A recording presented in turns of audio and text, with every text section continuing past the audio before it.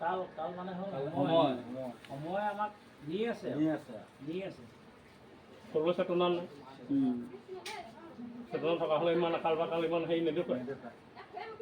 সেইটোৱে কৈছোঁ মানে চবনটো আমাৰ হয় যেনিবা এইকেইটা আমি ভকত এইকেইটা যোৱাৰ লগে লগে সেইকেইটাক মানে আমাৰ কথাবোৰ বদলি হৈ যায় সেইকেইটা ভকত সেইটোৱে কৈছোঁ সমাজতহে ভকত যেন নদী সমস্তৰ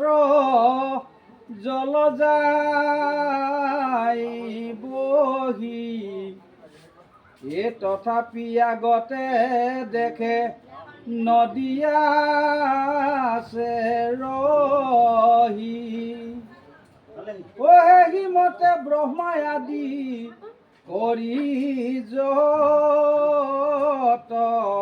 যতীন সবাৰে শৰীৰ ক্ষণে ক্ষণে হুৱে ভিন্ন পৰম অতৈক্য কাল ঈশ্বৰৰ গতি কহিলো প্ৰলয় নিত্য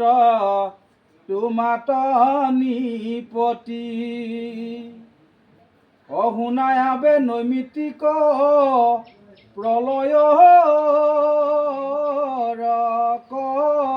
কথা কতনো নিকাৰ কৈবু জীৱৰ অৱস্থা এইবাৰ বোলে নৈমিত্তিক প্ৰলয়ৰ কথা কওঁ শুনা নিত্য প্ৰলয়টো এতিয়া সেইটোৱে জগতৰ লগতে ব্ৰহ্মাকে আদি কৰি পৃথিৱীত যিমান জীৱ জগত বহু ভিন্ন যিমান আছে প্ৰত্যেকৰে প্ৰলয় আছে সেইটো অনিবাৰ্য প্ৰলয়টো হ'বই কাৰণ প্ৰত্যেক দিনাখনে আজি ধৰক সূৰ্য উদয় হৈছে আকৌ পশ্চিম মাৰ গৈছে তাৰপৰা সিদিনাখন আকৌ ধৰক উদয় হৈছে আকৌ মাৰ গৈছে ঠিক তেনেধৰণেই মৃত্যুটো নহয় প্ৰলয়হে তাকে কয় নৈমিত্তিক প্ৰলয় হয় নাই এতিয়া নিত্য প্ৰলয়টোৰ কথা ক'ব নৈমিত্তিক প্ৰথমতে কি আছিলে নিত্য প্ৰলয় ক'ব নিত্য প্ৰলয় এতিয়া নৈমিত্তিক ক'ব পৰম অতক কৃষ্ণ নাই গোৱা গালো এইটো পৰম অতক্ক কাল ঈশ্বৰৰ গতি কহিলো প্ৰলয় নিত্য তোমাত নিপতি শুনাবে নৈমিত্তিক প্ৰলয়ৰ কথা কতনো নিকাৰ কৈবু জীৱৰ অৱস্থা চতুৰ্থ হাজাৰ যুগে ব্ৰহ্মাৰ দিৱস ব্ৰহ্মাৰ দিনত হয় মনুষ্যত্ৰুদশ ৰাতি উঠতে ককাল জানিবা নিশ্চয় তিনিও লোকৰ হুৱে নিশাত প্ৰলয় চতুৰ্থ হাজাৰৰ যুগে ব্ৰহ্মাৰ দিৱস 4000 ব্ৰহ্মা এদিন হয় ব্ৰহ্মাৰ দিনত হয় মনুৰ চতুৰ্দশ ব্ৰহ্মা এদিনত মনুসকলৰ 4 দিন হয় ৰাতিও ততেক কাল জানিবা নিশ্চয় তিনিও লোকৰ হুৱে নিশাত প্ৰলয় অজগতকে উদৰতে লয়া নাৰায়ণ অনন্ত সৰ্জাত প্ৰভু কৰন্ত শয়ন শূন্য তিনি লোক মাজে প্ৰলয় জলতে ব্ৰহ্মায়ু থাকন্ত ঘুটি কৃষ্ণৰ লগতে জগতকে উদৰতে লয়া নাৰায়ণ অনন্ত সজ্জাত প্ৰভু কৰন্ত শয়ন সমস্ত জীৱ তেওঁ উদৰত লৈ অনন্ত সজ্জাত আকৌ শয়ন কৰি থাকে শূন্য তিনি লোকৰ মাজে প্ৰলয় জলতে ব্ৰহ্মায়ু থাকন্ত ঘুটি কৃষ্ণ লগতে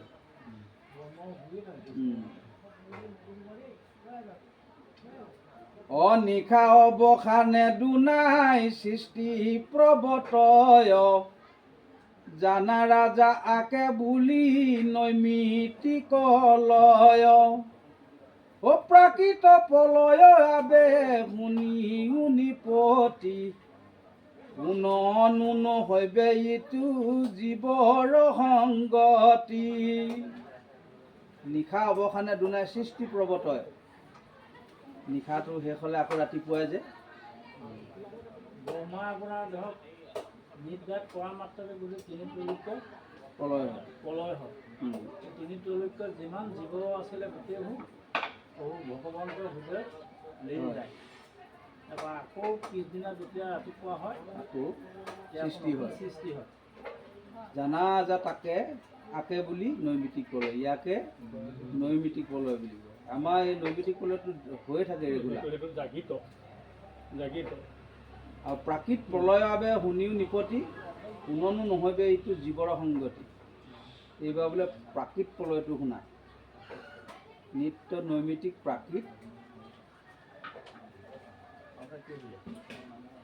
ক'বগৈ আৰু যেবে কহত ভৈল বৰিষ ব্ৰহ্মাৰ অনন্ত ঈশ্বৰো তেবে ব্ৰহ্মা কুসংহাৰ পৃথিৱী প্ৰমুখ্যে হবে শুয়া গুণহীন জাত হন্তে আহে দুনাই তাতে যাইলেন যেবে একশত ভৈল বৰিষ ব্ৰহ্মা অনন্ত ঈশ্বৰো তেবে ব্ৰহ্মাকো সংহাৰ। একশত 1000 বছৰ। যেতিয়া ব্ৰহ্মা 1000 হ'ব 1000 বছৰ হ'ব ব্ৰহ্মাকো সংহাৰ কৰে। পৃথিৱী প্ৰমুখ্যে হবে শুয়া গুণহীন জাত হন্তে আহে দুনাই তাতে যায় লীন। য'ৰ পৰা আহিছিলে আৰু তাতে লীন যায়। নৰহয় কিছু ব্ৰহ্মাণ্ডৰো হৈব নাশ জগতকে দেন্ত কৃষ্ণ উদৰতে বাস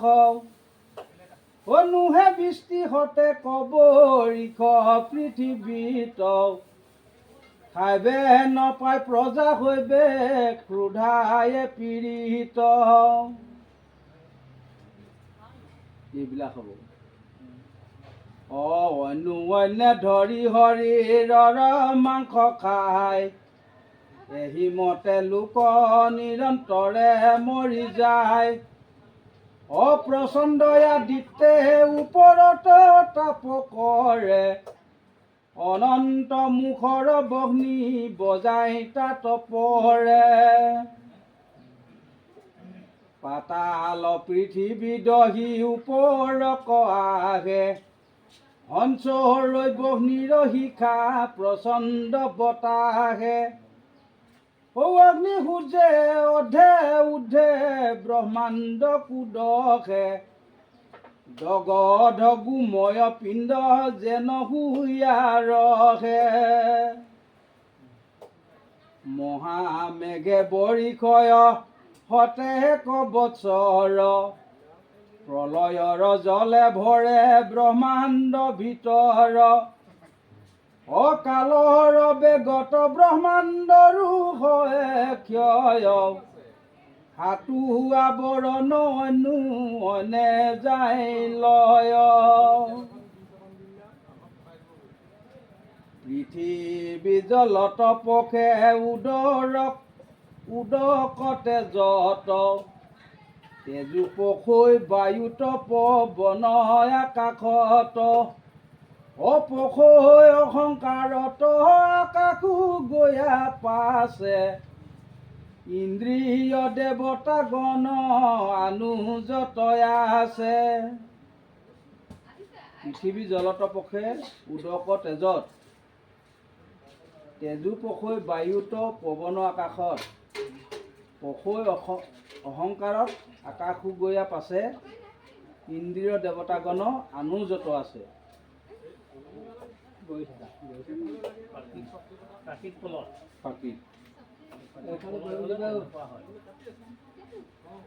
মহত্তত পখে পখে অহংকাৰ বিতৃহীন প্ৰকৃততে আপুনি মহতো যাইলে ন ঈশ্বৰৰ লীলাত জগত নাশয় কটাক্ষতে কোটি কোটি ব্ৰহ্মাণ্ডৰ লয় পুৰুষ প্ৰকৃতি বৃত্তি শূন্য শুঞা থাকে জ্ঞানীগণে প্ৰাকৃত প্ৰলয় বোলয়াকে অনিত্য নৈমিত্তিক কৈলো প্ৰাকৃত প্ৰলয় আবে আত্যন্তিক লয় শুনা মহাশয় নিত্য নৈমিত্তিক প্ৰাকৃত প্ৰলয় ক'লো বুলি এতিয়া শুনা আত্যন্তিক প্ৰলয়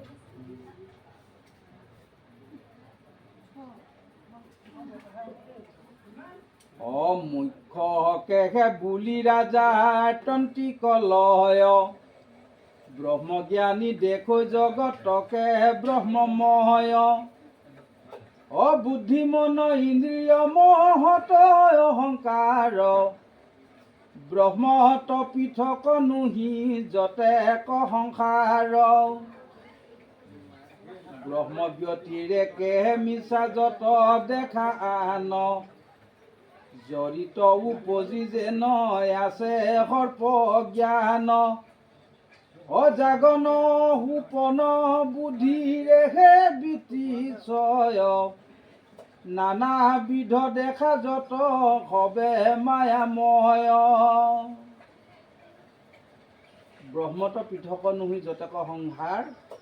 ব্ৰহ্ম ব্যতিৰেকে মিছা যত দেখা কান জড়িত উপজি যেন আছে সৰ্প জ্ঞান জাগন সোপন বুদ্ধিৰেহে বৃত্তিশয় নানাবিধ দেখা যত হবে মায়াময়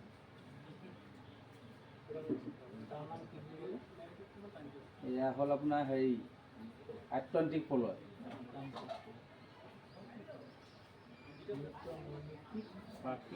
আত্যন্তিক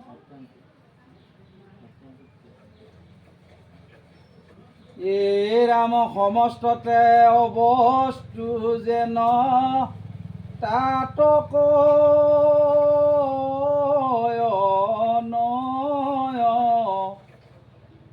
এই ক্ষণেকে উপজি ক্ষণে কতে না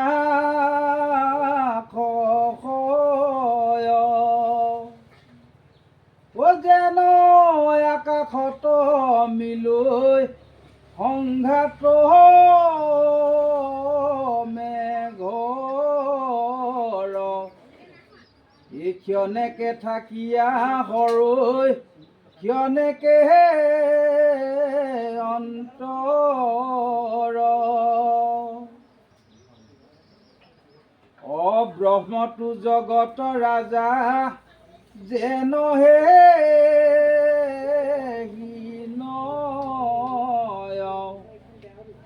উপজিয়া ব্ৰহ্মত ব্ৰহ্মতে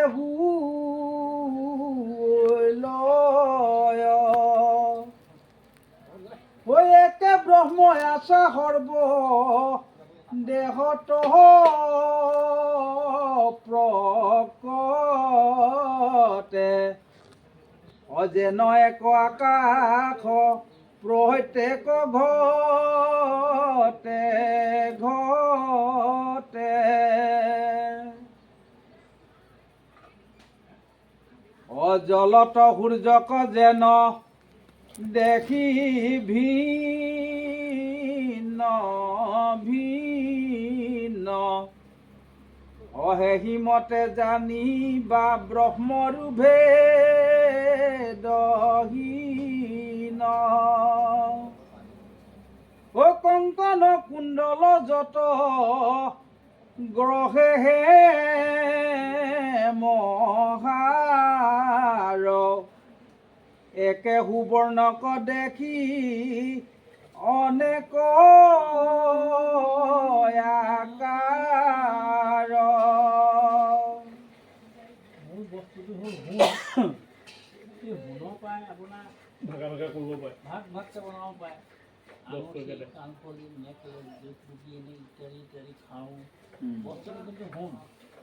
সেইটো এটা ধৰক মানে হেৰি দিব গৈছোঁ প্ৰমাণ। এতিয়া ব্ৰহ্ম চব একেই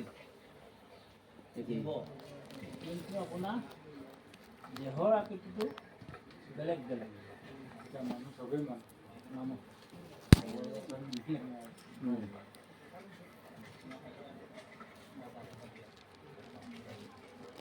হে ৰাম